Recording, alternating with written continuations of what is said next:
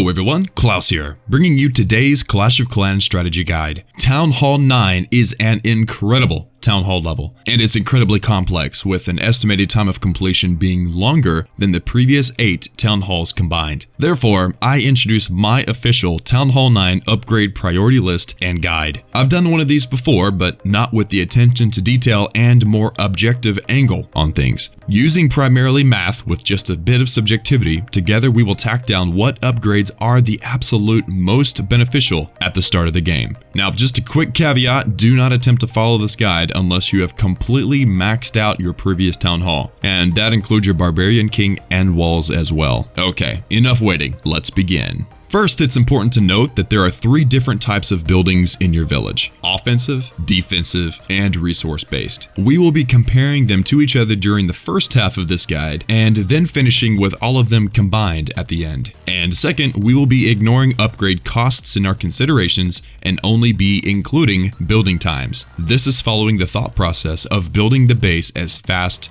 and as strong as possible. So step 1 for any new Town Hall level is building the new buildings, and more specifically, the ones with 0-second build times. For a Town Hall 9, these include the new walls, giant bomb, 2 seeking air mines, and the Archer Queen altar. These should be very first priority when beginning your Town Hall 9 journey. Step 2 would be building the new buildings that have a build time. Some are 10 seconds while others take several days. Do these in any order, but make sure and build them all. That way you can reorganize your Town Hall 9 base. These new buildings include an Archer Tower, Air Defense, Wizard Tower, Air Sweeper, Hidden Tesla, 2 Expos, a Gold Storage, and an Elixir Storage. Now, some of you may be thinking, whoa, Expos, really? On day 1? What about Town Hall 8.5? Some strong war clans do recommend avoiding the Expos at first due to their large war weight, which would make a war matchup for you a little more difficult. And so though this may be true for farming and all other purposes, the first level of the Expo is incredibly beneficial by adding 50 damage per second to your base for each for a relatively low cost. Therefore, since it's statistically and mathematically beneficial, it's included in this guide.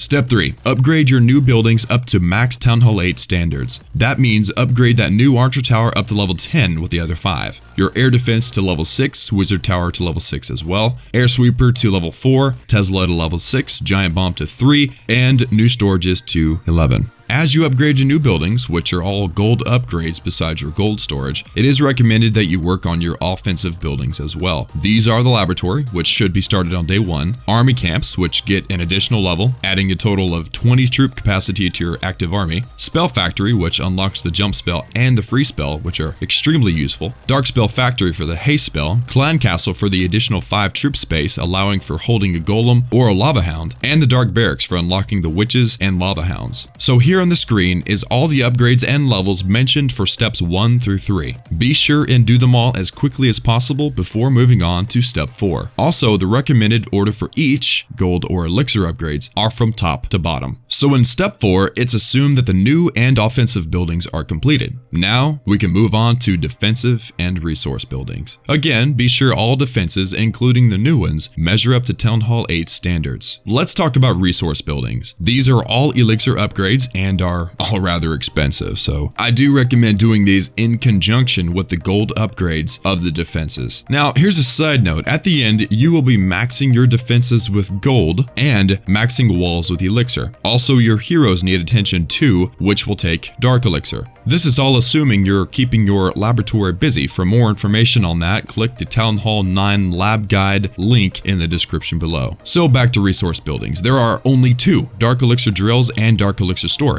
The gold mines and elixir collectors were maxed out at Town Hall 8, and you don't get a new one until Town Hall 10. Also, the new gold and elixir storage levels are only available for Town Hall 11s. Therefore, your dark elixir infrastructure is the only thing in question. Upgrading these will take a lot of elixir and take quite some time, but I guarantee you it will be worth it. Your dark elixir production will more than double from your previous levels by maxing your drills to level 6. Also, doing the 2 upgrades for your dark storage will increase its capacity by over double as well. Another important note, by this time your Archer Queen should be approaching level 10. Be sure and upgrade her each and every time you have enough dark elixir to do so. As you may know, she is an invaluable asset to your base, but she is also useless prior to level 10. Now let's talk about defenses. There are two different types of defensive buildings, actual defenses and traps. These are rough comparisons, so we will do separate lists, but I do recommend doing both of these lists simultaneously. Traps first. As a Town Hall 9, you have 6 bombs, 4 air bombs, 4 seeking air mines, and 2 skeleton traps. After some general mathematic analysis of determining whether the trap does splash or single target damage, whether it targets air units, ground units, or both, and their DPS increase, the data shows that skeleton traps are the most beneficial upgrade with a 53% effectiveness rating. Close second are standard bombs at 48%, and third and fourth are air bombs and seeking air mines at 24%.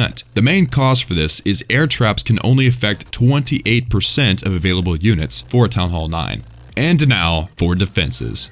We have cannons, archer towers, mortars, air defenses, wizard towers, air sweepers, hidden Teslas, and Expos. Though the air sweeper does not do damage, its push rating was converted to DPS percentage for fair comparison. Using a similar style of analysis, comparing these by damage type, unit target type, range, DPS increase, and build time, I conclude that the Wizard Tower's level 7 upgrade is most beneficial by adding roughly 2.2 effective DPS per day. Second place goes to the Archer Tower at 1.5, third is the Air Defense at 1.3, fourth is the Cannon at 1.2, fifth is the Expo, both levels at 1.1 and 1.0 respectively, sixth Hidden Tesla at 0.64, seventh is Mortar at 0.62, and in last, the Sweeper at 0.3. So there we have it, the Wizard Tower remains the supreme defense for its splash damage and 100% unit targeting capabilities. Also, its build time and range are both pretty standard. The air defense is a likely higher priority due to the high prevalence of air attacks in war, but completely objectively, it's ranked third, and the sweeper is likely last because of its range only pointing in one direction compared to the rest of the defenses, which cover a full 360 degrees.